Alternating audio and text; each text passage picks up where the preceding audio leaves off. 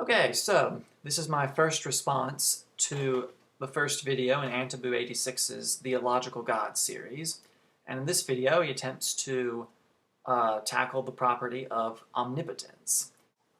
Now, he first brings up the familiar dilemma of, can God create a suit of armor albeit slightly tweaked, right? Instead of a rock, it's a suit of armor. He asks, can God create a suit of armor which he cannot destroy? Now, however way you answer this, it would imply that there's something that God cannot do, thus meaning he's not omnipotent.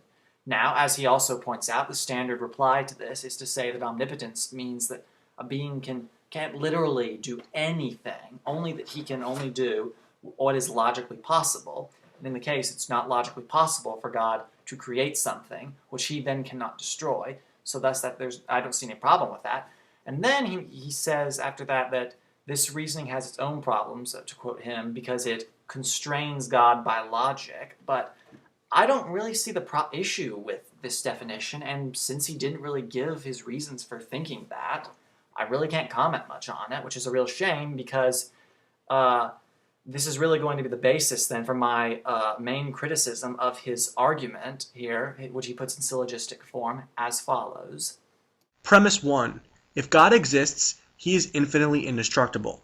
Premise 2. If God exists, he is or has the ability to be infinitely destructive. Premise 3. A being which is infinitely indestructible cannot exist at the same time as a being which is infinitely destructive. Conclusion: God cannot exist.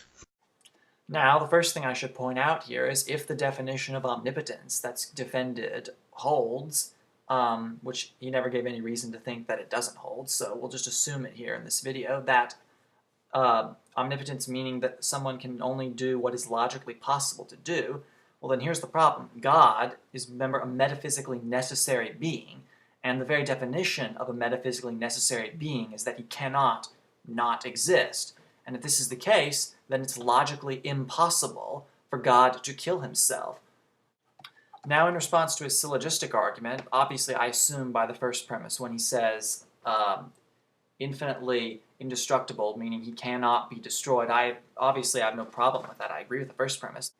Now, as for the second premise, that God, if he exists, would have to be infinitely destructive, I think it's fair to ask what infinitely destructive means. I assume here what he's getting at is that infinite destructive must mean that he can destroy anything, including an object which cannot be destroyed, which of course would be a logical contradiction, and thus you get the third premise. However, I disagree with the second premise. I don't think, if that's really what he means by infinitely destructive, God would be infinitely destructive, because, like I said, omnipotence means that God can only do what's logically possible, and it's logically impossible to destroy something which cannot be destroyed, in this case, himself, being that he would be a metaphysically necessary being. So it's the second premise I disagree with, and so, yeah, I think the argument fails, so...